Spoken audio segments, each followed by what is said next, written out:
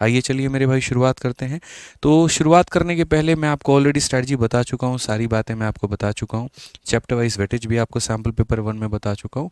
ठीक है, तो उम्मीद करते सारी बातें पता ही होंगी, तैयारी आपकी बढ़िया तरीके से चल रही होगी। बस वीडियो को देख करके अपना पूरा लाभ उठाएं। चलिए आइए मेरे भाई यहाँ पे।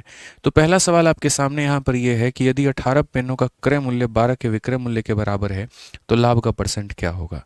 यानी अगर हम 18 की मतलब कलमों का क्रय मूल्य यहाँ पर 12 पेन के मेरे भाई विक्रय मूल्य के अगर हम बराबर कर दे तो कैसे हम प्रॉफिट की गणना करेंगे। तो कोई दिक्कत की बात नहीं है, 6 से आप 3 बार में काटिए, 6 से आप 2 बार में काटिए। सीपी अपॉन में एसपी का जो मेरे भाई रेशियो आएगा वो 2 अपॉन में 3 आएगा। यानी 2 के वस्तु को 3 में बेचा तो 1 का लाभ, 1 का लाभ 2 के ऊपर में, तो 1/2 कितना होता है, 50% होता है। तो ऑप्शन नंबर जो सी होगा, कहो ना प्यार है, बिल्कुल सही उत्तर होगा। ठीक है, आइए चलिए मेरे भाई यहाँ पे अगला सवाल देखिए क्या कहा गया। कहा गया जी एक व्यक्ति ने कुछ पैसे उधार लिए और उसे 3025 रुपये में 2 समान किश्तों में वापस कर दिया। यदि ब्याज की दर 10% प्रति वर्ष है और जो वार्षिक चक्रवृद्धि है तो उधार ली गई राशि ज्ञात करिए। यानी कंपाउंड इंटरेस्ट का इंस्टॉलमेंट का एक क्वेश्चन, यानी चक्रवृद्धि ब्याज के यहाँ पर इंस्टॉलमेंट किश्तों के सवाल हैं और अमूमन ये पेपर में आपके ज़्यादा पूछे जाते हैं। तो इसमें जो राशि है वो पूछा गया है। अगर मान लीजिए इसमें इंस्टॉलमेंट पूछा गया होता है 11 का मल्टीपल देख करके हम आंसर दे देते हैं, बट राशि पूछा गया है तो हमें उसे बनाना पड़ेगा। तो देखिए ऐसे सवालों को कैसे सॉल्व करते हैं। सबसे पहले 10% की वैल्यू हमारे सामने हो गई फ्रैक्शन में 1/10। 10 रुपये लिए थे तो मेरे भाई 11 देने पड़ेंगे। अगली बार 10 का स्क्वायर यहाँ 100 हो जाएगा और 11 का स्क्वायर 121 हो जाएगा। तीसरा इंस्टॉलमेंट होता तो 10 का क्यूब 1000 होता और 11 का क्यूब 1331 होता। तो इंस्टॉलमेंट लिखने का यही तरीका है। क्योंकि मेरे दाहिने साइड में जो ये लिखा गया इसको इंस्टॉलमेंट कहते हैं और दोनों वर्ष के इंस्टॉलमेंट मेरे बराबर हैं, तो मैं यहाँ पर इसको भी 121 बनाऊंगा, किससे गुना करके, 11 से करके। तो मुझे यहाँ भी 11 से गुना करना होगा। 110 रुपये और 100 रुपये, यानी मैंने उधार कितना लिया था 210, जिसके बदले मैंने चुकाया कितना 242, जिसमें मुझे ब्याज कितना लगा तो 32 का, और ये मेरा क्या हो गया तो इंस्टॉलमेंट हो गया। कुल मिलाकर के यहाँ पर 4 बातें हैं। इसको कहा जाता है जो मूलधन आपने उधार लिया है, ये वो मिश्रधन जो आपको देना है, ये आपका मेरे भाई ब्याज है, और ये आपका क्या है तो इंस्टॉलमेंट है। इन्हीं चारों में से कोई एक मान आपके क्वेश्चन में दे करके दूसरे के बारे में पूछा जाता है। तो अगर हम यहाँ देखें तो क्वेश्चन में कहा गया व्यक्ति ने कुछ पैसे उधार लिए और इतने रुपए की 2 समान किश्तें दी हैं। यानी ये जो 3025 मेरे भाई सवाल में दिया गया ये किश्त का मान है। किश्त का मतलब कितने का मान है तो 121 का मान है। और हमसे जो कहा गया है वो ये है मेरे भाई यहाँ पर कि उधार ली गई राशि ज्ञात करिए, मतलब हमसे 210 का मान पूछा है। अगर हम देखें तो 7 के मल्टीपल के आधार पर हम आंसर टिक कर सकते हैं, लेकिन जब इतने करीब हैं तो यहाँ सवाल को हल करना ही उचित रहेगा। 121 से काटे तो मेरे भाई 2 बार में 242 हो जाएगा हमारा। उसके बाद में मेरे भाई 242 हो गया तो हमारा कितना बचेगा मेरे भाई 60 605, जो कि होगा 5 बार में। 25 का 1 गुना 25, और मेरे भाई यहाँ पर 25 दूनी 50 और 2 52, 5250 मेरे भाई आएगा। और कौन सा ऑप्शन होगा तो डी फॉर देवसेना होगा। तो बहुत ही सरल भाषा में मैंने आपको ये इंस्टॉलमेंट का पूरा कंसेप्ट समझा दिया कि अगर 2 किश्तें हो तो कैसे लिखनी होती है, 3 हो तो कैसे लिखनी होती है, किश्तों को बराबर पहले करना होता है, तब जाकर के मेरे भाई सारी चीज़ें हो पाती हैं। ठीक है, आइए चलिए सिंपल है। 25 का मेरे भाई यहाँ पर जो है 20 गुना 5000 होता है और 25 का 10 गुना 250 होता है। बढ़िया है मेरे भाई। आइए चलिए तीसरा है समय गति तथा मेरे भाई यहाँ पर चाल का सवाल एक, और यहाँ पे स्पीड, डिस्टेंस और टाइम का कहा गया जी क्रमशः इतना मीटर और इतना मीटर लंबी 2 रेलगाड़ियाँ विपरीत दिशाओं में चल रही हैं। एक 80 किलोमीटर प्रति घंटा से और दूसरी इतनी की घंटा से एक दूसरे को पूरी तरीके से पार करने में कितना समय लेंगे। जब 2 रेलगाड़ियाँ आमने सामने से मेरे भाई यहाँ पर क्रॉस करती हैं तो यहाँ पर फॉर्मूला क्या होता है, टाइम बराबर डिस्टेंस अपॉन स्पीड होता है। डिस्टेंस में 135 और 155 को अगर हम जोड़ दें मेरे भाई यहाँ पर तो कुल मिलाकर के कितना हो जाएगा 290 हो जाएगा। और स्पीड में जब विपरीत डायरेक्शन में आते हैं तो स्पीड को जोड़ा जाता है, सेम डायरेक्शन में जाते हैं तो घटाया जाता है। तो 80 और 65 को जोड़ेंगे तो 145 हो जाएगा। चूंकि ये किलोमीटर पर आवर में है तो मीटर पर सेकंड में बदलने के लिए 5/18 से गुना करना होगा, जिसमें 18 हमारा ऊपर चला जाएगा। अगर आप इसको काटेंगे तो मेरे भाई 2 हो जाएगा। 36 को 5 से भाग करने पर 7.2 आएगा। और यहाँ पर कौन सा ऑप्शन होगा तो डी फॉर देवसेना होगा। आइए चलिए मेरे भाई यहाँ पर, ठीक है, नेक्स्ट क्वेश्चन देखिए 4 नंबर सवाल। यहाँ पे क्या कहा गया, बोला गया जी ए की आयु बी की आयु से दोगुनी है और बी की आयु सी के मेरे भाई 1/3 के बराबर है। ठीक है। यहाँ पर आप ऐसे कर लीजिए यहाँ पर कि ये 1/3 एरो दे के दे दीजिए कि सी के मेरे भाई 1/3 के बराबर है। ए बी सी के आयु का योग 42 है, तो ए और बी के आयु का योग हमारा कितना होगा। चूंकि 3 लोगों को सम्मिलित किया गया मेरे भाई यहाँ पर, तो हम ऐसे लिख लेते हैं। क्वेश्चन में कहा गया जी ए की आयु बी के आयु का मेरे भाई डबल है, और बी की जो आयु है मेरे भाई सी के आयु का कितना है, तो 1/3 है। समझ में रहा है बात को। यानी एक ऐसी संख्या है जिसका 1/3 करना है, तो क्यों ना इसे 3 मान लिया जाए। 3 का 1/3 1 होता है, 1 का डबल मेरे भाई 2 होता है। ठीक है। क्वेश्चन में जो 42 दिया गया वो यहाँ पर क्या है, तो तीनों का सम है, यानी यहाँ पर 6 का मान है। और कहा गया मेरे भाई यहाँ पर ए और बी का योग बता दो, यानी यहाँ पर 3 का मान बता दो। तो अगर हम काटेंगे मेरे भाई तो आंसर हमारा कितना आएगा, 21, यानी ऑप्शन नंबर बी जो होगा करेक्ट आंसर होगा। ठीक है। आ जाइए, चलिए नेक्स्ट क्वेश्चन की बात करते हैं। और प्रश्न संख्या 5 देखिए यहाँ पर क्या कहा गया। बोला कि जी 21 का अंक बता दीजिए आप यहाँ पर कि कितना होगा। तो आपको भी पता है 21 का अंक निकालने के लिए 21 के अंक को ही देखना होता है, उसके अलावा मेरे भाई यहाँ पर किसी को भी नहीं देखना है, किसी को भी नहीं देखना, आप ये समझिए। अब आ जाइए, 7 को 7 से गुना करेंगे 9 आएगा, 9 को 3 से गुना करेंगे 7 आएगा, 7 को 1 से करेंगे 7 आएगा, 7 को 2 से करेंगे 4 आएगा, 4 को 3 से करेंगे 12 का 2 आएगा, और 2 इंटू 2 कितना हो जाएगा, 4 हो जाएगा। बहुत ही ब्यूटीफुल तरीके से आप इस सवाल का उत्तर दे पाएंगे। आइए चलिए अगला सवाल देखिए। 6 नंबर क्वेश्चन क्या कहा गया। कहा गया जी एक व्यक्ति ने एक वस्तु को इस अंकित मूल्य पर पहले D% का मेरे भाई छूट दिया, और उतने ही सम मूल्य, ये वाला लाइन जो है बहुत खतरनाक है, और उतने ही सम मूल्य का मतलब जितना रुपया का डिस्काउंट पहले मिला उतना ही रुपया का डिस्काउंट बाद में भी मिला, और इस तरीके से मेरे भाई वो वस्तु 630 रुपये में बेचा गया। अगर अंकित मूल्य 700 था तो डी का मान कितना होगा।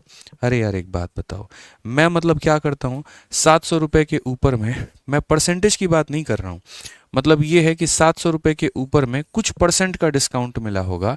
ठीक है। और फिर एक वस्तु की कीमत आई होगी, फिर कुछ रुपए का डिस्काउंट मिला होगा, और बाद में जाकर के वो मेरे भाई यहाँ पर 630 हुआ होगा। यहाँ कुछ परसेंट है और यहाँ कुछ रुपए है, लेकिन जो सबसे मजे की बात है ना वो यहाँ पर यही है, सम मूल्य का मतलब जानते हैं सामान्य मूल्य, यानी जितना रुपया का यहाँ मिला, अगर यहाँ पर x रुपए का डिस्काउंट मिला है ना, बेशक इसका परसेंटेज कितना भी हो इससे कोई फर्क नहीं पड़ता है, तो यहाँ पर भी x रुपए का ही डिस्काउंट मिला है। ठीक है। यानी टोटल डिस्काउंट जो मिला है वो मेरे भाई कितने का है, 70 का है। 2x का मान अगर 70 है तो x का मान कितना होगा, 35। यानी शुरू में कितने रुपए मिले थे, तो 35 रुपए का डिस्काउंट मिला था। अब बस ये पता करना है ये 35 हमारा 700 का कितना परसेंट है। स्पष्ट दिख रहा है कि इसका 5% है, और आंसर भी हम डी दे सकते हैं, लेकिन आपके लिए हम कैलकुलेट कर देते हैं कि जो ये डिस्काउंट मिला वो यहाँ पर 700 का कितना परसेंट था। तो हम बोलेंगे जी 35/700 इंटू कितना हो जाएगा मेरे भाई 100, और सीधा सीधा हम बोलेंगे सर कितना percent, 5%। Option number D for Devasena. बहुत ही अच्छा और एक बहुत ही बढ़िया सवाल था, लेकिन तरीका जो होना चाहिए उससे भी लाजवाब होना चाहिए। ध्यान रखिए, दम सवाल में नहीं दम जवाब में होता है, ये आपको अपने पेपर के लिए याद रखना है। ठीक है। क्योंकि सवाल तो एग्जामिनर अच्छा पूछेगा ही आपसे, आपका जवाब कितना सटीक है, कितना बढ़िया तरीके से आपने आंसर दिया है, ये मदद करेगा आपके कंपटीशन को क्लियर करने में। आइए चलिए 7 नंबर सवाल देखिए। एक व्यक्ति ने 6.5 घंटे में 6.5 घंटे तक इतने की रफ्तार से मेरे भाई गाड़ी चलाई है, फिर अपनी चाल को 15 किलोमीटर से बढ़ा दिया, और ठीक अगले ही घंटे गंतव्य स्थान पर पहुंच गया। पूरी यात्रा के दौरान उसकी औसत चाल क्या थी। आपको भी पता है कि अगर मुझे औसत चाल मेरे भाई निकालना है, तो औसत चाल को निकालने के लिए हमें क्या करना होता है मेरे भाई, यहाँ पर कुल दूरी को ऊपर में लेना होता है, और यहाँ पर नीचे में क्या लेना होता है, तो मेरे भाई कुल समय को लेना होता है। ये ध्यान रखो, कुल दूरी बटे मेरे भाई यहाँ पर कुल समय, total distance upon total time हमें कैलकुलेट करना होता है। तो शुरू में जो डिस्टेंस आया वो आपको पता है कितना हुआ, तो नहीं, तो डिस्टेंस बराबर स्पीड इंटू टाइम। 6.5 के हिसाब से मेरे भाई यहाँ पर कितना होगा, 71, यानी 71 के रफ्तार से कितने चले हैं, तो 6.5 चले हैं। फिर इसमें मेरे भाई 15 बढ़ा दिया जाता है, यानी 86 का रफ्तार हो जाता है, और उससे कितना चले हैं, तो 1 घंटा। ठीक है। और टोटल टाइम कितना लगा, 6.5 घंटा और 1 घंटा मेरे भाई यहाँ पर 7.5 घंटा। ठीक है। बस आपको इसे कैलकुलेट कर लेना है और अपना आंसर लेकर के आ जाना है। तो अगर आप यहाँ पर देखोगे तो बोलोगे गुरुजी देखिए 65 का 1 गुना मेरे भाई 65 का 5 हाथ में 6 हो जाएगा, 65 का 7 गुना 7 छक 42, और 7 पचे 35, तो मेरे भाई हो जाएगा 455, 455, और मेरे भाई 6 हो जाएगा हमारा 461, यानी यहाँ पर कुल मिलाकर के इतना, और प्लस हमारे पास कितना हो जाएगा, 86 हो जाएगा। भाग करेंगे मेरे भाई 7.5 के साथ में। अगर आप यहाँ देखिए तो बोलेंगे सर ये हमारा हो गया 6 1 7 8 6 14, और ये हमारा कुल मिलाकर के इतना है। डिवाइड करेंगे मेरे भाई 7.5 के साथ में, दशमलव से आपका दशमलव खत्म है। 75 से अगर आप काटेंगे तो मेरे भाई यहाँ पर 8 7 56, 7 से जाएंगे 7 5 35, और 7 7 49 और 3 मेरे भाई 52 यहाँ पे। तो 7 बार में गया, 7 से 5 आपका 2, 4 से 2 आपका 2, इतना हो गया। और 75 का मेरे भाई 3 गुना यानी कुल मिलाकर के 73 बार में कटेगा। ऑप्शन नंबर ए जो है करेक्ट आंसर आएगा। इस बड़े से कैलकुलेशन का अगर आप मेरे से पूछते सर यहाँ पर तोड़ क्या था, तो भैया डिजिटल सम लगाया जा सकता था, लेकिन वो डिजिटल सम मेरे भाई इस कदम पे नहीं लगता क्योंकि नीचे का डिजिटल सम 3 है, यहाँ भी नहीं लगता, नीचे 3 है। जोड़ने के बाद में लगाना था, और जब जोड़ने के बाद में ही लगाना था तो फिर हम डिवाइड क्यों ना कर ले मेरे भाई, क्यों फालतू का हम लास्ट स्टेप में जा करके डिजिटल सम काम करें। कुछ सवालों में भैया कैलकुलेशन खुद भी कर लिया करो, फ़ायदा होता है, यहाँ पर नुकसान नहीं होगा, तुम्हारे पैसे नहीं चले जाएंगे। ध्यान रखो, बुद्धि का विकास होगा और फायदा ही होगा। ठीक है, आ जाओ चलो अगला सवाल। यहाँ देखो क्या कहा गया मेरे भाई। अगला क्वेश्चन आपसे यहाँ पर यह कहा जाता है कि दो समान ब्याज दर पर 2 वर्षों में साधारण ब्याज 60 है, चक्रवृद्धि ब्याज 64 है, मूलधन ज्ञात करिए। तो कल ही पढ़ाया था, फिर से पढ़ा देता हूँ। 2 वर्षों का जो अंतर होता है साधारण और चक्रवृद्धि का, 2 वर्षों का जो अंतर होता है साधारण और चक्रवृद्धि का मेरे भाई, ठीक है, उसके लिए फॉर्मूला क्या है और बाकी चीजें क्या हैं। तो आप देखिए मेरे भाई, ट्री मेथड से कर लीजिए इसको, क्योंकि रेट भी नहीं दिया गया है। सबसे मजे की बात यह है, तो 2 वर्षों का साधारण ब्याज 60 है, 2 वर्षों का चक्रवृद्धि ब्याज 64 है, तो क्या होगा। तो अगर आपने ट्री मेथड पढ़ा है तो आपको पता है सर यहाँ पर ये पैसा होता है, इस पैसे के ऊपर में ब्याज मिलता है जिसे हम पहले साल का साधारण ब्याज कहते हैं। इसी पैसे के ऊपर में दूसरे साल ब्याज मिलता है जिसे साधारण ब्याज कहते हैं।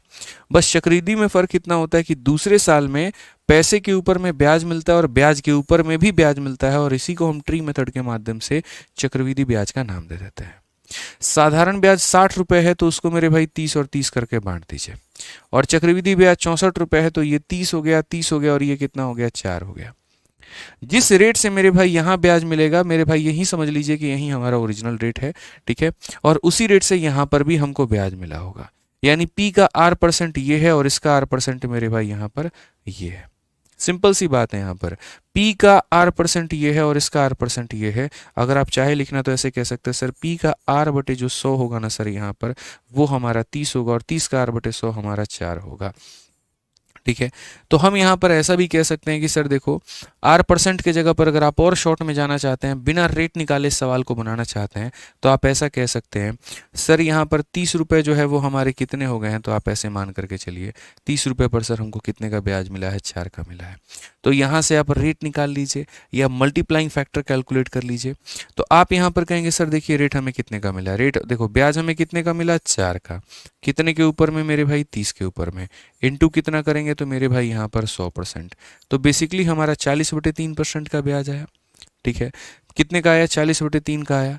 तो यहाँ जो प्रिंसिपल होगा ना, इसका 40/3% हमारा किसके बराबर में होगा, 30 के। तो यहाँ पर भी हम क्या कहेंगे सर, प्रिंसिपल का कितना परसेंट सर, यहाँ पर 40/3% जो है, ठीक है, 3%, परसेंट का मतलब फ्रैक्शन वैल्यू नीचे कितना आएगा, तो परसेंट का मतलब फ्रैक्शन वैल्यू मेरे भाई यहाँ पर 1/100 आएगा, और ये हमारा बराबर हो जाएगा किसके, तो ये हमारा बराबर हो जाएगा 30 के। अगर आप देखते हैं सर यहाँ पर, तो बड़ी आसानी से आप इसे काट पाएंगे सर 25 बार में, और 75 का 3 गुना कितना होगा मेरे भाई, यहाँ पर 225 होगा। तो प्रिंसिपल आपका 225 करके निकल जाएगा, और बहुत ही आसान होगा। ठीक है, तो हमें कुछ नहीं करना होता है, 2 सालों का पहले साधारण ब्याज बांटिए, जो बच गया वो यहाँ पर नीचे है। जिस रेट से यहाँ पर आपको ब्याज मिला उसी रेट से आपको यहाँ भी मिला होगा। तो यहाँ का रेट अगर 40/3% आया है तो इसका भी 40/3% का मान 30 था, और आप वहाँ पर कैलकुलेट कर पाते। क्या लगता है आपको मेरे भाई, ये सवाल बनाने का तरीका सिर्फ यही हो सकता है, इसके अलावा कोई दूसरा तरीका नहीं है? तो है मेरे भाई, ऐसा बिल्कुल भी नहीं है कि दूसरा तरीका मेरे भाई नहीं है। वो दूसरा तरीका जो है वो आपका यहाँ पर रेशियो मेथड है। रेशियो कैसे है, क्या है, थोड़ा हम आपको मेरे भाई समझा देते हैं ताकि चीज़ें क्लियर हो पाए। सेम तरीके से ये पैसा था, 2 भागों में मेरे भाई बटा था, ये हमारा 30 था, ये हमारा 30 था, और ये हमारा कितना था, तो मेरे भाई यहाँ पर 4 था। आप जब परसेंटेज की बात कर रहे हैं तो जो आपका रेट का परसेंट यहाँ है, वहीं आपका रेट का परसेंट भी मेरे भाई यहाँ है। तो पी आप कैसे निकालोगे, ज़रा सोचो। कोई दिक्कत की बात नहीं है, कोई परेशानी की बात नहीं है। आपको अगर रेट निकालना नहीं आता है, मैं बिल्कुल भी नहीं कहूँगा रेट निकालने के लिए, बस आप थोड़ा सा काम करिए मेरे भाई यहाँ पर मल्टीप्लाइंग फैक्टर के कंसेप्ट पे। आप यहाँ पर ये देखिए कि सर 30 रुपये के निवेश पर मुझे 4 रुपये मिल रहे हैं। ठीक है। या ऐसा कह लीजिए सर ये जो 4 मुझे मिले हैं ना सर यहाँ पर, ये 30 रुपए के निवेश पर मुझे मिले हैं। तो ऐसे ही यहाँ पर आपको कितना मिला है मेरे भाई, 30 रुपया मिला है। तो हम ऐसा भी कह सकते हैं सर यहाँ पर कि 4 का ब्याज लगाने के लिए मुझे, 4 का ब्याज पाने के लिए मुझे 30 रुपए देने पड़े थे। 4 का ब्याज पाने के लिए मुझे 30 रुपए देने पड़े थे। तो 30 रुपए पाने के लिए मेरे भाई मुझे कितने देने पड़े होंगे, सिंपल सी बात है। तो ये 4 का कितना गुना है मेरे भाई, 4 का ये जितना गुना होगा उतना ही यहाँ पर जो है आपको इतना भी करना होगा। यानी अगर मान लीजिए यहाँ पर सिंपल सी बात है, 4 का ब्याज तब मिलता है जब 30 रुपए लगाते हो, तो 30 का ब्याज तब मिलेगा जब कितना लगाओगे। तो ये अगर 4 का देखोगे यहाँ पर, तो सर ये 4 का 30/4 टाइम्स है। तो यहाँ पर भी सर इसका 30/4 टाइम्स करेंगे, और 900 का मेरे भाई बट्टे में 4 कितना हो जाएगा, 225 हो जाएगा। 900 का कितना हो जाएगा मेरे भाई, 225 हो जाएगा। सिंपल सी बात है, कई तरीके हैं यहाँ पे सवालों के उत्तर देने के, ध्यान रखिए इस बात का। आइए चलिए मेरे भाई यहाँ पर अगला सवाल देखते हैं। ए बी का अनुपात है, बी सी का अनुपात है, ए बी सी का अनुपात कितना होगा। ऐसे सवालों में क्या करना होता है, कुछ लोग एकदम बेसिक लगा करके पूरा का पूरा हल करते हैं। मैं यहाँ पर ये देखता हूँ, अगर ए और बी में 3 और 2 का अनुपात है ना, तो क्या यहाँ पर 3 और 2 का अनुपात है, नहीं। क्या यहाँ 3 और 2 का अनुपात है, नहीं।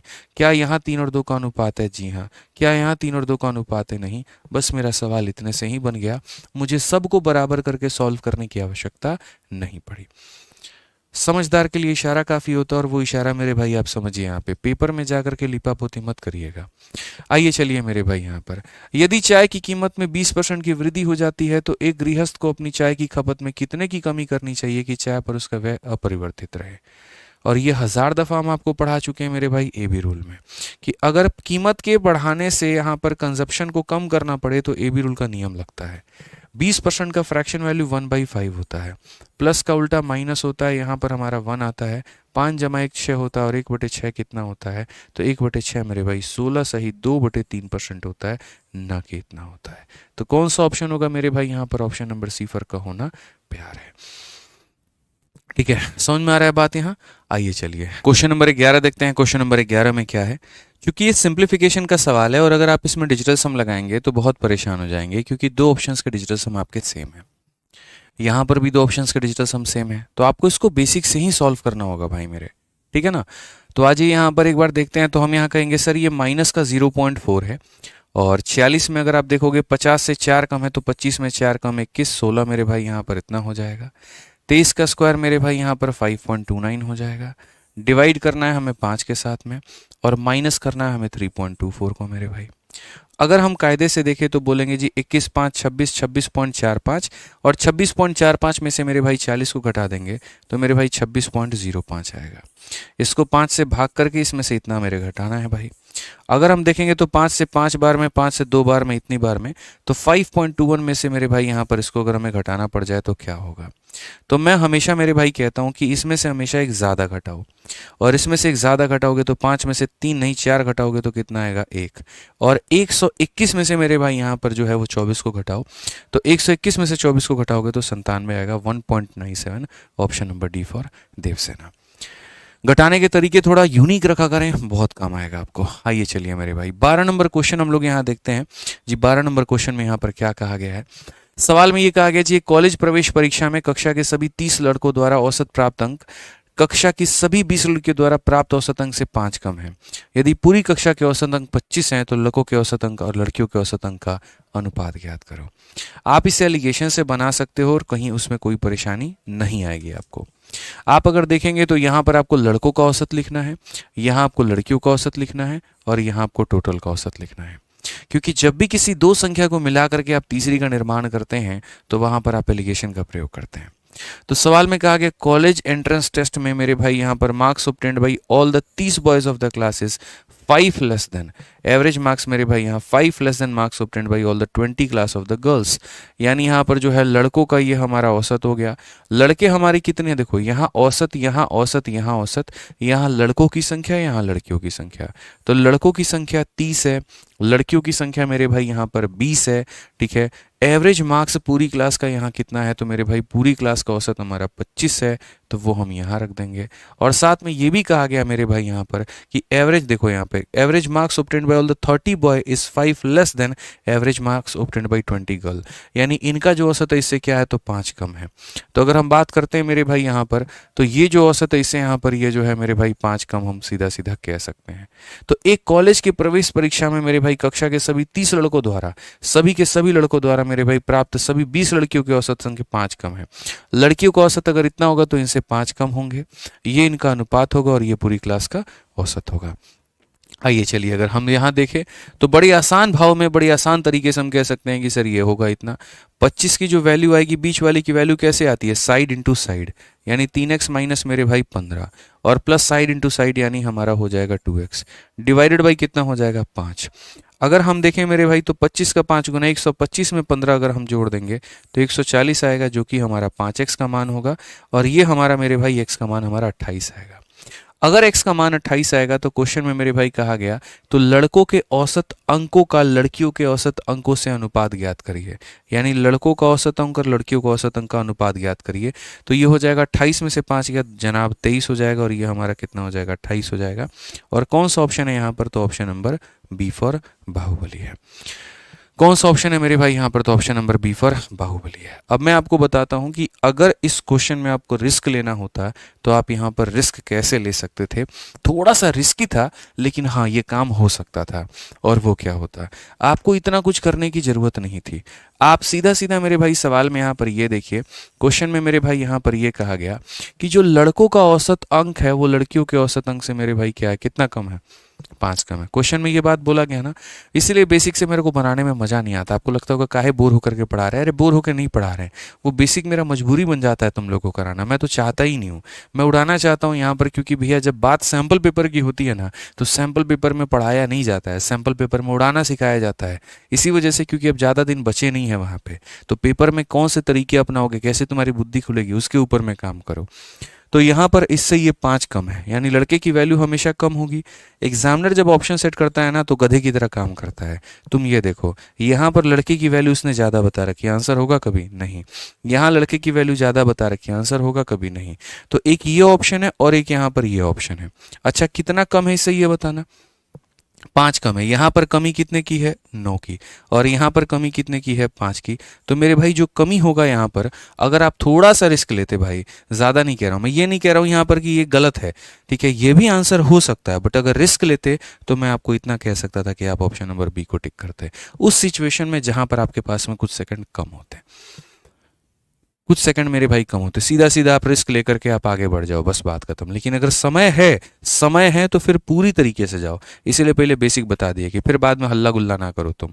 ऐसा नहीं है कि हमेशा यहाँ पर जो है 5 आएगा, मतलब ठीक है, ऐसा भी हो सकता है मानो किसी की वैल्यू मेरे भाई 14 है और किसी का यहाँ पर 11 है, या मान लेते हैं एक बार यहाँ पर कि दोनों के दोनों हमने इवन रखा, ठीक है, सपोज करो मानो किसी की वैल्यू 19 हो गई और 19 से 5 कम हो गया मेरे भाई 14 हो गया। लेकिन जो ऑड नंबर है ना, तो ऑड नंबर में गैप इतने का आएगा, दोनों इवन होते तो कुछ बात अलग हो जाती। अगर मानो आप इसको रखते हो सर 20 रखते हो और 20 से आप कम करते हो सर 5 कम करते हो, इतना आ जाता है, उस केस में सर यहाँ पर देखो ये गैप कितना आएगा, तो 1 आएगा, या तो 5 आएगा, 5 का फैक्टर आएगा। इसीलिए हम आंसर कौन सा देंगे, तो बी देंगे। बढ़िया तरीका है। चलिए आइए अगला सवाल देखिए मेरे भाई, यहाँ पर क्या कहा गया, एक बेलन का वक्र पृष्ठ क्षेत्रफल हमारा इतना है और इसकी आधार की त्रिज्या हमारी इतनी है, बेलन की ऊंचाई ज्ञात करिए। अब आपको पता है मेरे भाई यहाँ पर, ठीक है, जो वक्र पृष्ठ क्षेत्रफल होता है बेलन का वो होता है 2πr/h, और ये हमारा किसके बराबर में है, 1848 के मेरे भाई बराबर में है। इसमें अगर हम देखें यहाँ पर तो जो ये रेडियस हमारा दे रखा है ये 19.6 है, हाइट हमें पता करना है। भाई यहाँ पर 2 का मान रखो, पाई का मान रखो, आर का मान रखो, एच आ जाएगा। ये क्वेश्चन मेरे करने लायक नहीं है, ये आपके करने लायक है, आप खुद हल कर लीजिएगा इसे, ठीक है। आइए चलिए 14 नंबर क्वेश्चन देखिए क्या कहा गया। सवाल में यहाँ पर बोला गया जी, एक निश्चित धनराशि साधारण ब्याज पर 12 वर्षों में स्वयं की 3 गुनी हो जाती है, ठीक है, कितने वर्षों में स्वयं का 5 गुना हो जाएगा, ठीक है। तो अगर हम बात करें मेरे भाई यहाँ पर तो 1 पैसा है, आप समझिए इस बात को लेकर के, 12 साल में, कितने साल में मेरे भाई यहाँ पर, 12 सालों में मेरे भाई यहाँ 3 गुना हो जाता है। तो अगर P नाम का पैसा मेरे भाई अपने आप का 3 गुना होता है, इसका मतलब इतना हो जाता है, और ऐसा होने में उसे कितने लगते हैं, तो 12 साल।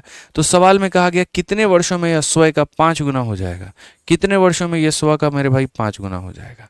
तो अगर हम बात करें मेरे भाई यहाँ पर 3 में से 1 चला जाएगा तो यहाँ पर हम 2p लिखेंगे, 5 में से 1 चला जाएगा तो मेरे भाई हम 4p लिखेंगे। ठीक है, यानी अगर कोई चीज़ अपने आप का 3 गुना हुई है तो 2 रुपये का ब्याज मिला है, कोई चीज़ अपने आप का 5 गुना हुई है तो 4 रुपये का ब्याज मिला है। अगर 2 रुपये के ब्याज के लिए 12 साल लगते हैं तो 4 रुपये के ब्याज के लिए 24 साल लगेंगे मेरे भाई, इस बात को ध्यान में रख लो। तो आंसर कितना होगा, option number B for Baahubali. क्योंकि साधारण ब्याज ऐसी चीज़ है जिसमें हर साल का जो ब्याज होता है वो क्या होता है, समान होता है, ध्यान रखो। आ जाओ, चलो नेक्स्ट क्वेश्चन देखो। एक कुर्सी का अंकित मूल्य उसके क्रय मूल्य से मेरे भाई 20% अधिक है। यदि 20 रुपए के छूट के बाद कुर्सी 220 रुपए में बेची जाती है तो लाभ का परसेंट बताओ।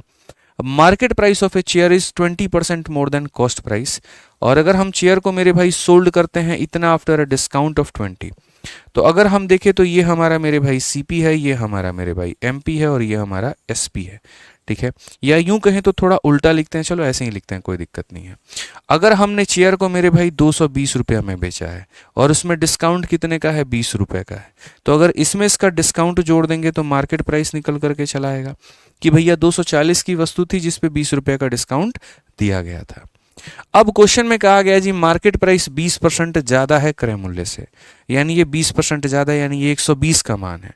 तो अगर ये 120 का मान है तो 100 का मान निकालने के लिए हम क्या करेंगे, तो बोलेंगे सर ये जो दिया गया था 20% ज्यादा था, 120 का मान था, 100 का निकालने के लिए ऐसा करो, यानी क्रय मूल्य कितना था, 200।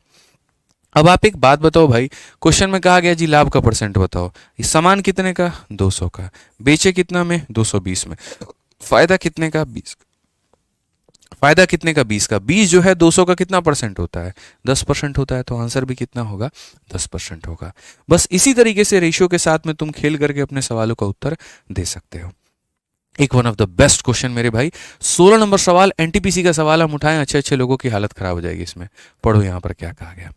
ए और बी 35 दिनों में एक साथ काम को पूरा कर सकते हैं। यदि ए अकेले कार्य करता है और 5/7 कार्य को पूरा करता है और शेष कार्य को बी पर छोड़ देता है तो कार्य को पूरा करने में कुल 90 दिन लगेंगे। ए जो कि सबसे ज्यादा कुशल व्यक्ति है तो पूरा कार्य करने में कितने दिन लेगा। इस सवाल को अभी वीडियो को तुम लोग रोको पहले, और वीडियो को रोक करके पहले इस सवाल को तुम लोग 3 बार खुद से पढ़ो, ठीक है ना। मुझे लगता है तब ज़्यादा फायदा होगा तुम्हें, तब समझ में आएगा। बाकी मैं बता देता हूँ यहाँ पर, अगर आपने अब वीडियो रोक करके अब पढ़ना शुरू कर दिया तो अब देखो।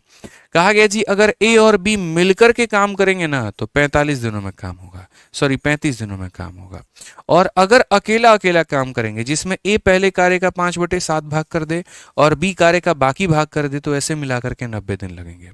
ए ज्यादा कुशल है बी से तो ए की क्षमता या ए का जो है काम कितने दिनों में करेगा ये बताओ।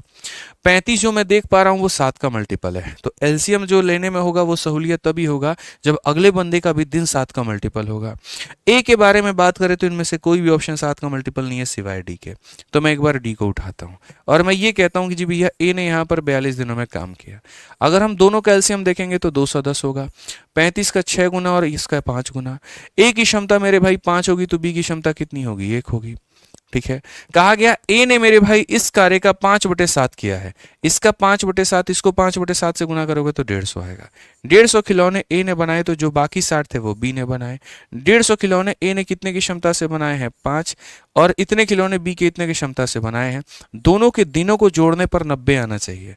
ठीक है, अगर हम यहाँ देखें तो ये 30 है और यहाँ देखें तो 60 है, 30 जमा 60 मेरे भाई 90 आ रहा है। इसका मतलब जो ऑप्शन हमने उठाया है वो क्या है, बिल्कुल सही है। अगर बाई ऑप्शन आप इसमें नहीं जाओगे तो जीवन का सबसे बड़ा रोना रोग है आप यहाँ पे, इस बात का ध्यान रखना। ठीक है, आ जाओ चलो नेक्स्ट क्वेश्चन देखो। 17 नंबर सवाल मेरे भाई क्या कहा गया, बोला गया जी एक वस्तु को इतने में बेचने पर, इतने रुपए में बेचने पर अर्जित लाभ उसी वस्तु को इतने में बेचने पर हुए हानि का 5 गुना है। बटरफ्लाई कंसेप्ट मेरे भाई, तो 20% का लाभ अर्जित करने के लिए वस्तु का विक्रय मूल्य क्या होना चाहिए। आप एक बात बताइए, कितना सरल इन लोगों को क्वेश्चन दे दिया। सिंपल सा है मेरे भाई यहाँ पर कि जब वस्तु यहाँ रहेगा, जब आप कम में बेचते हो तो इधर, ज्यादा में बेचते हो तो इधर। तो कहा गया जी एक वस्तु को 4550 में 4,550 में मेरे भाई बेचने पर लाभ, उसी वस्तु को 3,290 में बेचने पे मेरे भाई हुए हानि का 5 गुना होगा। तो अगर मान लीजिए हानि 1 का हुआ है तो लाभ हमारा कितने का है, तो 5 का है। डिफरेंस अगर हम देखें तो यहाँ पर कितने का होगा, जरा ये बताना। तो बोलोगे सर यहाँ डिफरेंस कुछ खास नहीं है सर, यहाँ 710 रुपये हैं और यहाँ पर 550 हैं, तो 7×5 1260 है। तो यानी ये जो है सर कितना है, 1260 है। 6 का मान 1260। तो सर अगर 6 का मान मेरे भाई 1260 है ना, 6 का मान हमारा कितना है, 1260 है, तो 1 का मान कितना होगा सर, 1 का मान 210 होगा। और अगर 1 का मान 210 होगा तो इसमें सर 210, इसमें से 210 जोड़ देंगे तो कितना आएगा, 3500 आएगा। ठीक है। और कहा गया जी 20% का लाभ अर्जित करने के लिए कितने बेचें। 3500 का 20% कितना होता है, 3500 का 20% 700 होता है। तो 3500 में 700 का प्रॉफिट मेरे भाई यहाँ सीधा सीधा 4200 करो। इतना वक्त नहीं होता है पेपर में कि रच रच के बैठ करके लिखोगे अच्छा ये हमारा 3500 रुपया क्रय मूल्य है, क्रय मूल्य को 100 कहा जाता है, 100 में 20 का लाभ तो 120 होता है, इसको काटेंगे, जीरो लिखेंगे, 12×5 60, 12×3 = 42, वहीं पर तबाह और बर्बाद हो जाओगे। भैया परसेंटेज का थोड़ा ज्ञान तो रखो, थोड़ी चीजें तो रखो, समझो इस बात को लेकर के यहाँ पे। ठीक है, आ जाओ चलो। एकदम सरल सवाल, यदि किसी संख्या में से 25 घटा दे तो वह संख्या स्वयं की 50% हो जाती है, यानी अपने आप की आधी हो जाती है। सीधा दिख रहा है 50 ऑप्शन है भाई। तुम 50 में से 25 घटा दो, कितना बचेगा, 25, और ये 25 जो होगा वो क्या होगा, इसका आधा। नहीं है तो कोई और ऑप्शन देखो, चलो 40 को, 40 में से 25 घटाओगे 15, 15 क्या इसका आधा है, नहीं। आप एक काम करो 55, 55 में से 25 घटाओ 30, 30 क्या मेरे भाई 55 का आधा है, नहीं। तो इसीलिए कौन सा ऑप्शन सही है, डी सही है। बस बात खत्म भाई। ठीक है, आ जाओ चलो नेक्स्ट क्वेश्चन 19 नंबर देखो क्या कहा गया। एक कक्षा में 10 छात्रों की औसत ऊंचाई 105 है। यदि 120 सेंटीमीटर की औसत ऊंचाई वाले 20 छात्र शामिल हो जाते हैं तो नया औसत कितना होगा। यानी यहाँ पर 10 छात्र हैं 105 वाले और 20 छात्र हैं मेरे भाई यहाँ पर कितने वाले, तो बोलेंगे सर 120 वाले। औसत निकालना है हमें सर। यहाँ पे औसत निकालने के लिए आपको पता है यहाँ पर डेटा का रेशियो ले लिया जाता है। ठीक है, कोई एक संख्या को आप यहाँ पर औसत मान लो, मुझे तो इनके बीच का मेरे भाई 110 ज़्यादा अच्छा लग रहा है तो मैं उसे मानूंगा। ठीक है, और 110 मानेंगे तो सर यहाँ पर एक और बात बताएं, चलो मैं बाद में बताऊंगा, मैं बाद में ट्रिक दूंगा। 110 से ये कितना कम है, 5, 5 × 1 हो जाएगा -5। ये कितना ज़्यादा है, 10 ज़्यादा है, 10 × 2 मेरे भाई कितना हो जाएगा, 20 हो जाएगा। कमी कितने की आई सर, 15 की आई। 15 की कमी कितने लोगों में बांटनी है, 3 लोगों में, तो यहाँ पर हो जाएगा +5। और अगर मेरे भाई यहाँ पर +5 होगा तो हमारा आंसर कितना होगा, 110 में 5 जोड़ दीजिए तो हमारा औसत 115 आ जाएगा। 115 आएगा तो ऑप्शन नंबर डी जो होगा बिल्कुल हमारा सही उत्तर होगा। बिल्कुल हमारा मेरे भाई यहाँ पर सही उत्तर होगा। बाकी मैं जो ट्रिक कह रहा था वो यहाँ पर क्या कह रहा था मैं आपको बताता हूँ। सर जो ट्रिक था ना वो यहाँ पर ये था कि आप इस बात को समझिए, थोड़े समझदार बना करिए बस। ठीक है, एक व्यक्ति इतने का है, 2 व्यक्ति इतने के हैं, एक बार खाली है ना, ऐसे समझ करके चलो कि ये एक एक आदमी है। कितने आदमी है, एक एक आदमी है। समझ गए बात को।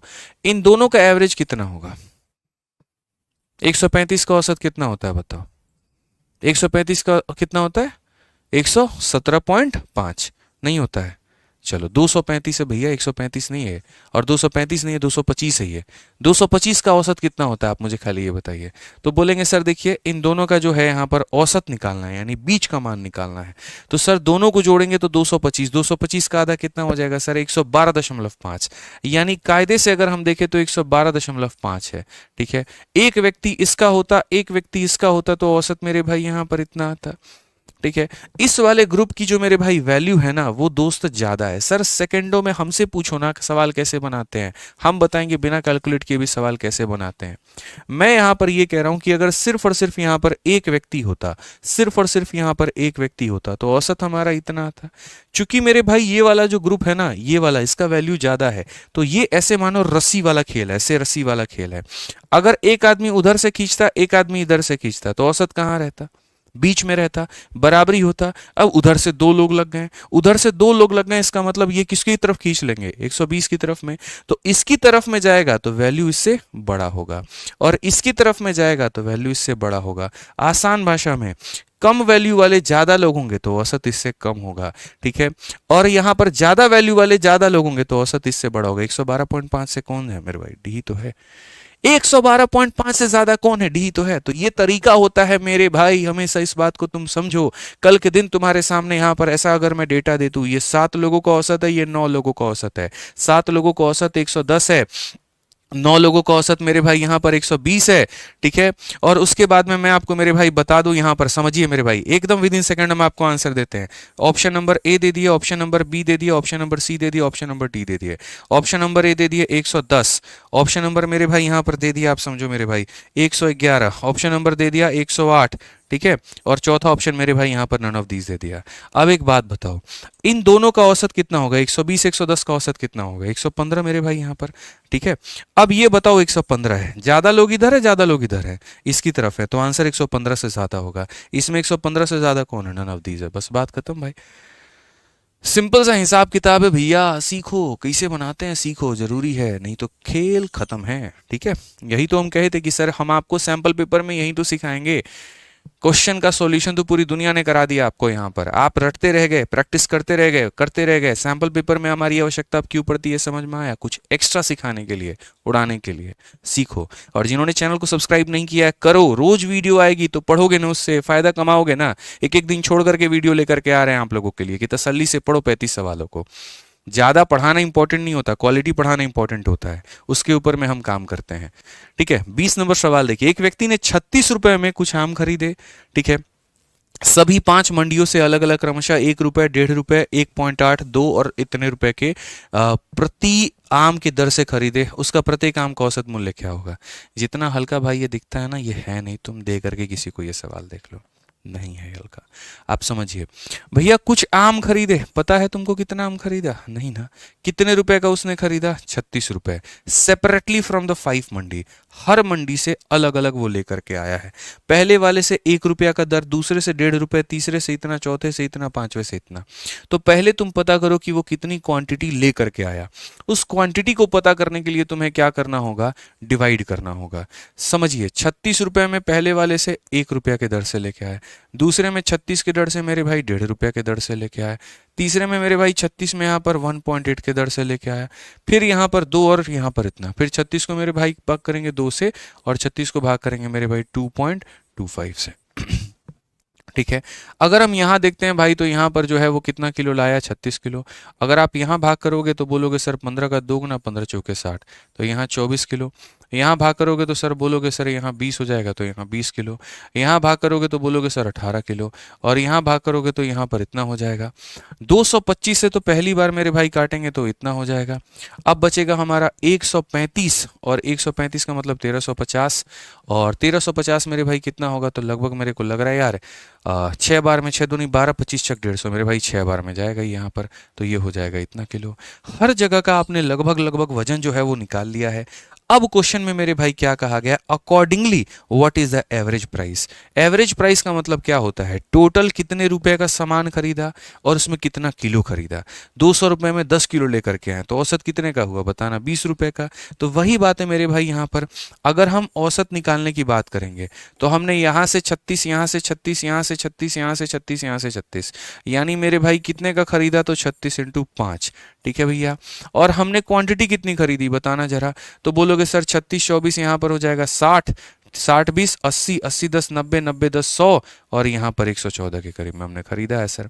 क्या हम इसे काट नहीं सकते हैं? काहे नहीं काट सकते? 36 का 5 गुना 180 होता है, 180 को इससे भाग करना, 114 से मेरे भाई काटोगे इतनी बार में, कुल मिलाकर के मेरे भाई यहाँ पर 66 हो जाएगा। 66 और ये मेरे भाई 70, ठीक है। 660 हमारा हो गया।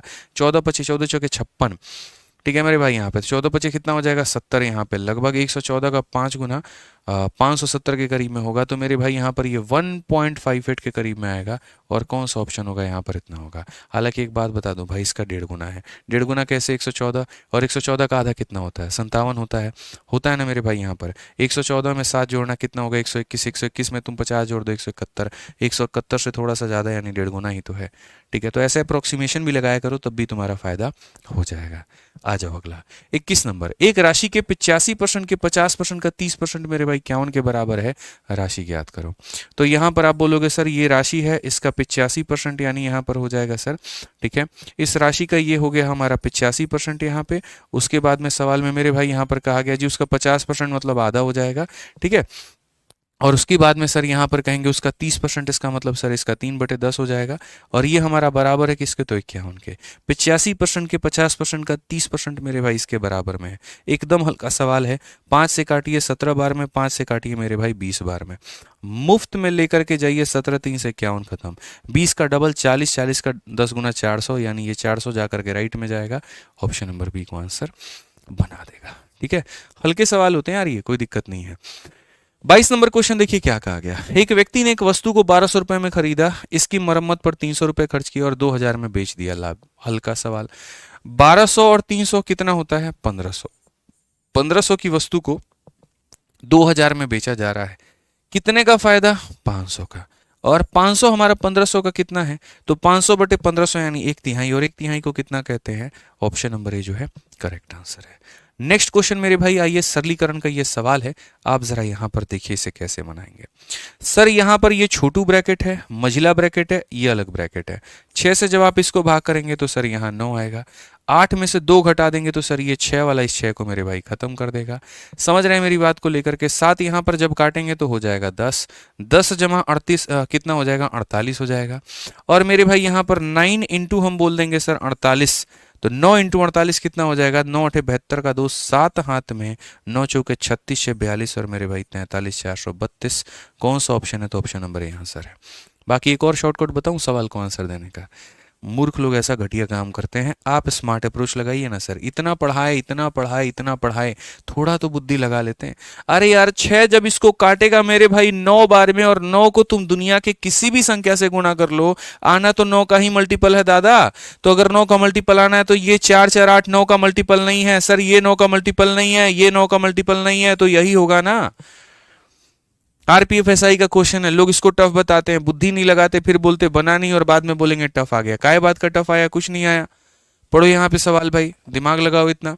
कहा गया जी इतने मीटर का एक आयतकार बगीचा है, बगीचे के बाहर के चारों तरफ मेरे भाई 4 मीटर चौड़ा एक पथ बनाया गया है, इस पथ का क्षेत्रफल ज्ञात करो। कल ही बताए थे कि अगर कोई बगीचा तुम बनाए हो और उसके बाहर में कोई ऐसा पथ बनाए हो, तो यहाँ पर उस पथ का क्षेत्रफल निकालने का मेरे भाई एरिया क्या होता है। तो एरिया की बात अगर हम करें तो हम कहेंगे 2W into L plus B minus 2W। नहीं, जब बाहर की तरफ जाते हैं तो प्लस 2W, और जब अंदर की तरफ में आते हैं तो माइनस 2W। ठीक है, W यहाँ पर 4 है, 4 का मेरे भाई डबल 8 हो जाएगा। लंबाई चौड़ाई कितना हो गया, 24 8 32, 240 में 80 जोड़ देंगे 320 आ जाएगा।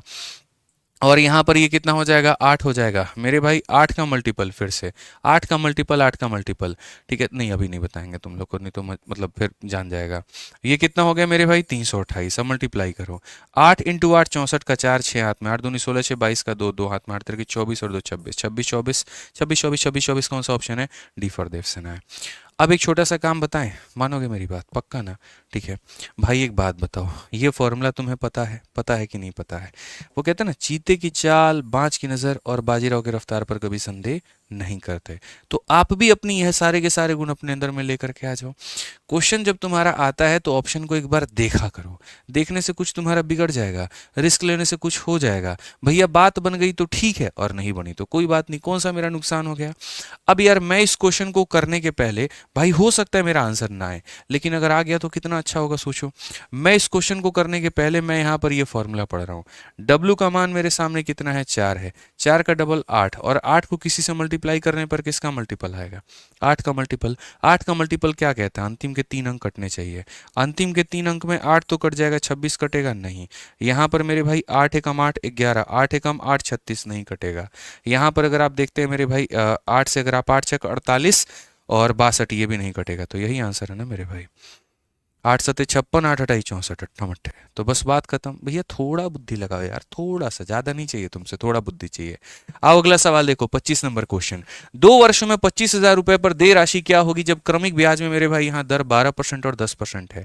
फिर से what will be the amount due on 25,000। आसान भाषा में आप किसी को 25,000 रुपया देते हैं, पहले साल का ब्याज का दर 12%, दूसरे साल का ब्याज का दर 10%। तो कहा गया मेरे भाई यहाँ पर कि what will be the amount due on 25,000 in 2 year when rate of interest is successive इतना। मतलब थोड़ा सा यहां पर जो है कैलकुलेशन करना पड़ेगा। कहने का मतलब, अगर आप किसी को 25,000 रुपया दे रहे हो तो उस टाइम पर वो कितने का मान है, 100 का मान है, और बाद में ये कितने का हो जाएगा, 112 हो जाएगा। फिर उसके बाद में मेरे भाई यहाँ पर उस टाइम पर वो 100 का मान है, और बाद में 10 का इंटरेस्ट जोड़ करके 110 हो जाएगा। जब तुम्हारे क्वेश्चन में ऐसा कोष्ट में ब्रैकेट में दे दिया हो ना, नियरेस्ट यहाँ पर, ठीक है, अच्छा नियरेस्ट नहीं दिया है, इंटरेस्ट इज कंपाउंडेड एनुअली दिया है, तो बहुत बढ़िया बात है। तो बढ़िया बात है, तो मेरे भाई आपको पता है कि सर ये कहानी होने वाला है, इस कहानी में सर 11 का मल्टीपल है, और 11 का मल्टीपल है तो 3 और 8 मेरे भाई 11, ये कट सकता है, ठीक है सर, ये 11 से नहीं कट सकता है सर, यहाँ पर 3 8 11 ये भी नहीं कट सकता है, 10 7 सर ये भी नहीं कट सकता है। तो मैं क्यों गधे की तरह सॉल्व करने जाऊं, 11 इंटू समथिंग मेरे भाई 11 का मल्टीपल ही तो बनाएगा ना, बात खत्म सर। गलती कहे हैं सर, बताइए बताइए, बुद्धि नहीं लगाता पेपर में, फिर बोलता है लो पेपर टफ है। नेक्स्ट क्वेश्चन आ जाओ यहाँ पर, 26 नंबर क्वेश्चन। ए और बी एक कार्य को 14 और 18 दिनों में कर सकते हैं मेरे भाई यहाँ पर। तो आपने कहा जी ए है हमारे सामने, बी है, और ये 14 है सर, यहाँ पर 18 है, ठीक है। अगर 14 और 18 की बात करें सर यहाँ पर, तो क्या हो जाएगा, 7 इंटू 9, 63 का डबल 126 यहाँ लेकर के आओ भैया, 14 का 9 गुना, 18 का 7 गुना, बस, ठीक है। कहा गया मेरे भाई ए 6 दिनों के लिए अकेला काम करता है, फिर काम छोड़ देता है, और बाकी काम को बी द्वारा आवश्यक दिनों की संख्या ज्ञात करिए। मतलब ए 6 दिन काम करके छोड़ दिया ना, बदमाश आदमी है। एक दिन में 9 यूनिट, तो 6 दिन में कितना यूनिट, 54 यूनिट मेरे भाई, 6 से 4 2 12 से इतना 72 यूनिट। अब ये 72 काम को कौन करेगा, तो बी करेगा। तो बी को समय कितना लगेगा, तो टाइम बराबर मेरे भाई 72/7, यानी यहाँ पर क्या हो जाएगा, 7 से 10 बार में 10 सही 2/7, ऑप्शन नंबर बी जो है करेक्ट आंसर है। नॉर्मल क्वेश्चन थे यहाँ पे। आइए चलिए 27 नंबर सवाल देखिए क्या कहा गया, जरा पढ़िए। कहा गया जी एक वस्तु को इतने में बेच करके ए को 10% का लाभ होता है, 18% का लाभ प्राप्त करने के लिए किस कीमत पर बेचा जाना चाहिए। देख करके तरस आता है कि ऐसे ऐसे सवाल ये कैसे पूछ लेते हैं। बताइए भैया, इतने में आप बेच रहे हो तो कितने का लाभ है बताना, 10 का। तो 100 में 10 का लाभ यानी कितना हो जाएगा, 110 हो जाएगा। और अब कहा गया जी 18 का लाभ आपको प्राप्त करना है, 100 में 18 का लाभ तो कितना हो जाएगा, 118 हो जाएगा। कुछ मल्टीप्लाई का कंसेप्ट लगाएं, बोलो लगाया जाए। चलो थोड़ा सा लगाते हैं भाई, यहाँ पर मल्टीप्लाई का कंसेप्ट बाद में लगाएंगे। चलो पहले देखो यहाँ पर 11 से तुम मेरे भाई काटो पहले 10 बार में, और 11 से काटो 3 बार में हो जाएगा 33, 82 हो गया मेरे भाई, 7 बार में 77, 5 बार में इतना, ठीक है। अब चूंकि 10 है ना, तो 10 है तो मेरे भाई यहाँ पर 5 से उड़ा दो 2 बार में, 5 से 7 बार में 35, और मेरे भाई 35, 5 से 5 बार में इतना, और 2 से मेरे भाई काटोगे तो कितनी बार में, 2 बचे, और यहाँ पर इतनी बार में। उसके बाद अगर हम देखें मेरे भाई यहाँ पर, तो 9 बचे 45, इक्याई का अंक कितना है, 5 इंटू 9 मेरे भाई 5 आएगा, 5 आएगा तो ऑप्शन नंबर कौन सा होगा, बी होगा। कर लिए लीपा पोती जितना करना था, कर लिए तमाशा जितना करना था। अब आ जाओ मेरे भाई स्मार्ट अप्रोच सीखो, कैलकुलेशन का किंग बनना है तुम्हें, यहाँ पर इस बात को ध्यान रखना, ठीक है। मैं अपने आप की तारीफ नहीं कर रहा हूँ कि मैं ऐसा कर सकता हूँ ना, मुझे शौक है मेरे भाई, पढ़ाया सिर्फ इसीलिए। देखिए अगर आपको चीजें समझ में आएंगी तो ऑटोमेटिक आप तारीफ करोगे, कोई दिक्कत की बात नहीं।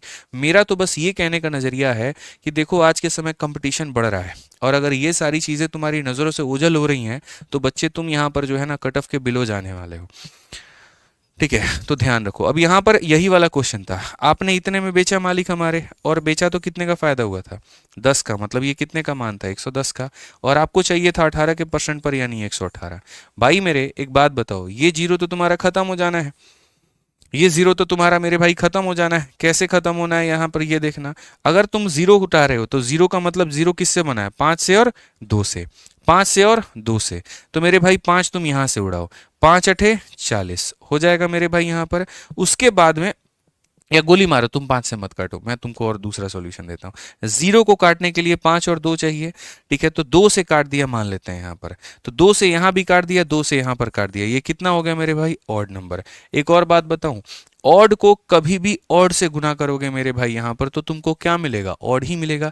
ये चाहे जितनी बार भी काटे हमको फर्क नहीं पड़ता है, ये चाहे जितनी बार भी काटे, ऑड को ऑड से गुना करने पर ऑड मिलेगा, ऑप्शन नंबर बी आएगा। किसी में सब में यूनिट डिजिट पर जीरो है। अरे जीरो बनाने के लिए 5 चाहिए और 2 चाहिए, मालिक हमारे ये ऑड नंबर है, ये भी ऑड नंबर है, तो ये इवन कहां से लेके आएंगे अपने पास में, समझ रहे हैं। तो जब इवन लाएंगे ही नहीं, आपको ऐसा थोड़ी है कि हम जीरो से उड़ा दिए। देखो हम क्या किए मैं बता रहा हूं, 2 से हम इसको काटे 55 बार में, और 2 से हम इसको काटे 59 बार में। अब 55 चाहे इसको जितनी बार में भी लपेटे, काटेगा तो ऑड बार में ही ना, तो जब इसको मेरे भाई यहां पर काटेगा तो ऑड से, अच्छा दूसरी बात, यहां पर जीरो बनाने के लिए 5 चाहिए और 2 चाहिए, 5 है 2 नहीं है, तो 2 नहीं है मेरे भाई तो क्या करोगे, तो जीरो का निर्माण नहीं होगा, तो यही आंसर होगा। कई तरीके से समझ सकते हो यार। आ जाओ 28 नंबर क्वेश्चन देखो भाई क्या कहा गया। निश्चित धनराशि पर 8 वर्ष और 9 वर्ष के लिए 11% की वार्षिक दर से साधारण ब्याज के बीच का अंतर 132 है, वह धनराशि क्या होगा। ठीक है, यानी हम जो है एक आदमी को 8 साल के लिए दिए, दूसरे को यहां पर 9 साल के लिए दिए, और दोनों के ब्याज का अंतर 132 आया। तो मेरे भाई 132 पता है क्या है, 132 एक साल का मेरे भाई वैल्यू है।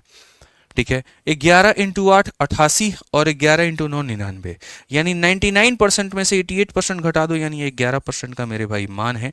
और क्वेश्चन में कहा गया सम कितने का होगा, तो सम मेरे भाई यहाँ पर 100 का होगा। 11 से 12 बार में काटो, 1200 हमारा क्या होगा, आंसर होगा। ठीक है, आ जाओ चलो नेक्स्ट क्वेश्चन। यहां देखो क्या कहा गया। एक समलंब में विपरीत समानांतर भुजाओं की लंबाई हमारी इतनी और बीच की दूरी इतनी है, क्षेत्रफल कितना होगा। तो क्षेत्रफल निकालने के लिए आपको पता है ना, half into sum of parallel side, यानी 12 जमा 8 हो जाएगा 20, और यहाँ इंटू डिस्टेंस बिटवीन देम, बस बात खत्म। कितना हो जाएगा 160 यहाँ पे। Option number D for Devasena. आधा कर लीजिए, समानांतर भुजाओं का योग कर लीजिए, और बीच की दूरी से मेरे भाई यहाँ पर गुना कर दीजिए। अगला सवाल देखिए मेरे भाई, यहाँ पर आपका ग्राफ का क्वेश्चन है। क्वेश्चन में यहाँ पर ये कहा गया, जरा पढ़िए कि what percentage of student play cricket as compare to total number of student to play any of the sport. कितना बच्चा जो क्रिकेट खेलने वाला बालक जो है, टोटल का कितना परसेंट है, बस ये कहा गया।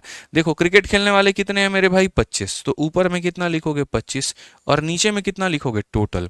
टोटल कितना है 25, 25 और 30 55, 55 20 75, 75 15 90, 90 और 10 100, तो नीचे में 100। 2500 का मेरे भाई कितना परसेंट है बताना, तो बोलोगे गुरुजी 25%, बस बात खत्म। क्रिकेट खेलने वाले इतने हैं, टोटल इतने हैं, तो आंसर कितना आएगा, 25% आएगा। आ जाओ चलो नेक्स्ट क्वेश्चन मेरे भाई, 31 नंबर सवाल देखो क्या कहा गया। 20 लीटर के मिश्रण में दूध और शहद का अनुपात इतना है, तो मेरे भाई मिश्रण में दूध की मात्रा कितनी होगी। जो 20 है हमारा, ये कितने का मान है, तो मेरे भाई 5 का मान है। और कहा गया जी दूध का मान मतलब 3 का मान निकालना, ये भी कोई सवाल है, 4 इंटू 3 12, बात खत्म। बकवास सवाल है यहाँ पे। नेक्स्ट क्वेश्चन देखो, ठीक है, दो संख्याओं का एलसीएम एलसीएम इतना है, उनमें से एक का मान इतना है, दूसरी का मान कितना होगा। एलसीएम को एचसीएफ से गुना करने पर पहली संख्या गुना मेरे भाई दूसरी संख्या आती है, 30 से काटेंगे 5 बार में, 5 इंटू 5 25 होगा, डी फॉर देवसेना। समझ गए। आइए चलिए नेक्स्ट क्वेश्चन यहाँ देखिए, ये सरलीकरण का एक सवाल है, और आपके सामने बोला गया जी इसको इससे गुना करके यहाँ पर इतना करने पर ये मान आ रहा है, हमारा कितना होगा। सर पहली बात तो डिवाइड को प्राथमिकता दीजिए। ये 2809 25 से 3 ज्यादा है, यानी ये 50 से 3 ज्यादा मतलब 53 होगा, तो इसका रूट करने पर कितना आएगा, 53 आएगा भैया। कितना आएगा मेरे भाई, 53 आएगा। 53 यहाँ पर इसको काटेगा सर, 53 कितनी बार में काटेगा, 53 का 1 गुना 53 हो जाएगा भाई। ठीक है, 24 में से 3 कम, यहाँ पर 212 हो गया। 212 इसका कितना गुना है मेरे भाई यहाँ पर, तो आप बोलोगे सर 4 बार में, यानी इतना हो जाएगा सर। ठीक है, तो पहली बात रूट करने पर 53 आएगा, 53 इसको 14 बार में लपेटेगा। अब उसके बाद में आपको यहाँ पर क्या करना है, 14 का 2 गुना 28, 28 इंटू 29, यानी 28 के स्क्वायर में 28 जोड़ दो। 28 का स्क्वायर कितना होता है 784, और 784 में 28 जोड़ दो। 784 में पहले तुम 8 जोड़ो, 792, और 792 में मेरे भाई तुम 20 जोड़ दो। कितना हो जाएगा जल्दी से बताओ। 792 में 20 जोड़ोगे सर 812, और 812 में से तुम्हें 784 घटाना है, या उतना गोली मारो ना यार। एक बात बताओ, ये 28 इंटू कितना है, तो देखो ये है 29 इंटू मेरे भाई 28 है। ठीक है, और यहां पर ये हो जाएगा मेरे भाई y जमा 784 के। भैया एक लाइन में आंसर बता दे क्या होगा, 28 का 29 बार है। ठीक है, तो ये 28 का 29 बार है, और ये 28 का 28 बार है, तो ऐसे समझ लो 28 के 29 बार में से 28 का 28 बार गया, तो आंसर कितना आएगा, 28 आएगा। और थोड़ा सा समझा दे तरीके से, यहाँ पे मैं मेरे भाई यहाँ पर अगर ये कॉमन कर दूं, इसमें मैं 28 को कॉमन कर दूं, तो 28 को कॉमन कर दूं तो ये 29 है, और यहाँ पर ये कितना है, तो 28 इंटू 28 है, यानी 28 है, तो बराबर हो जाएगा भाई ना, 28 इंटू 1 नंबर 28 आएगा। ठीक है, कई तरीके हैं सर यहाँ कैलकुलेशन करने के। आइए चलिए 34 नंबर सवाल देखिए क्या कहा गया। एक कर्मचारी के वेतन में 30% की वृद्धि की गई, जिसके कारण उसका वेतन 910 रुपए हो गया। वेतन में वृद्धि से पहले उसका वेतन कितना था, तो यानी सीधी सी बात है, ये जो है वृद्धि के बाद का वेतन है, यानी अपने आप में 100 में 30 बढ़ने के बाद का वेतन है 130 है, तो हमें 100 का मान निकालना है। 13 से 91 700 रुपए, ऑप्शन नंबर सी जो है आंसर है। इतना आसान हम अगला पेपर नहीं करवाएंगे, उसको थोड़ा और ढंग के लेवल का करवाएंगे। शायद कुछ सवाल मैंने कठिन को सरल बना दिया तो आपको पेपर आसान लग रहा होगा, बट इतना आसान सीरियसली बता रहा हूं अगला पेपर नहीं होगा। ठीक है, 35 नंबर क्वेश्चन देखो क्या कहा गया जी। एक राशि पर 2 वर्षों के लिए 10% की दर से चक्रवृद्धि ब्याज लिया जाता है जो वार्षिक रूप से संयोजित होता है। यदि राशि 605 रुपए है तो मूलधन हमारा कितना होगा? Compound interest charge on a certain sum for 2 year at 10% per annum annually. If the amount become 605 then the principal is. 2 साल और 10% ब्याज कितना मिलता है? 10% का 2 साल ब्याज कितना मिलता है? 21%। 100% का पैसा था, 21 का ब्याज मिला था, तो बन कितना गया? 121। यानी ये जो 605 है मेरे भाई, 121 का मान है, हमें यहाँ मूलधन निकालना है, इतने का मान निकालना है। 5 बार में आंसर कितना आएगा? 500। बस बात खत्म। ठीक है, तो हमारी तरफ से पूरा 35 सवालों का मेरे भाई सेट हमारा खत्म होता है। बढ़िया तरीके से मेरा आशीर्वाद है आप लोगों के लिए कि बढ़िया से आप जाइए, पेपर दीजिए, अच्छे से सॉल्व करिए, कोई दिक्कत नहीं आएगी भाई यहाँ पर। और बाकी पूरा पूरा मेरे भाई अगर आपको प्रैक्टिस करना है तो आप मेरे भाई यहाँ पर जीएस की पूरी पढ़ाई करके जाइए अपने इस रेलवे सामान्य विज्ञान से। और गणित की मेरे भाई पूरी प्रैक्टिस कहाँ से करके जाना है? तो रेलवे गणित से करके जाना है। ठीक है, कहीं पर कोई कसर मत छोड़िएगा। अपना प्रैक्टिस सेट जो हमने यहाँ पर रेलवे गणित में दिया हुआ है ना, एक काम आप यहाँ पर कर लीजिएगा। इसके अंदर में मैंने देखो 2 भागों में बांटा है। एक तो शुरू में सारे चैप्टर वाइज क्वेश्चन दे दिए और बीच में यहाँ पर जो है हर एक चैप्टर का सेट दिया हुआ है, टेस्ट दिया है, परसेंटेज का 20 टेस्ट, प्रॉफिट लॉस का 20 टेस्ट। तो अभी एक काम करना, हर चैप्टर का वो टेस्ट लगा करके चले जाना, गारंटी कहता हूँ क्वेश्चन वहीं से फंसेगा। ठीक है, तो बढ़िया से मेरे भाई यहाँ लगा लेना, फायदा होगा तुम्हारा। वो चैप्टर टेस्ट लास्ट में ही काम आता है। ठीक है, पेपर के समय वो बहुत बड़ा योगदान रहता है। तो किसी दोस्त के पास होगा तो उससे लेकर के टेस्ट वेस्ट लगा करके चले जाना भाई। बाकी आज के सेशन का जो पीडीएफ है वो कहाँ पर डाल देंगे? टेलीग्राम पे। तो मेरे भाई यहाँ टेलीग्राम जो है अपना ना, वो टेलीग्राम से आप जा करके ले लेना। ठीक है, maths by Aditya Ranjan join करिए, फायदा उठाइए, बढ़िया से पढ़िए। मिलते हैं अगली वीडियो में। वीडियो कैसी लगी जरूर बताइएगा। ध्यान रखिए अपना, खुश रहिए, मस्त रहिए। जय हिंद।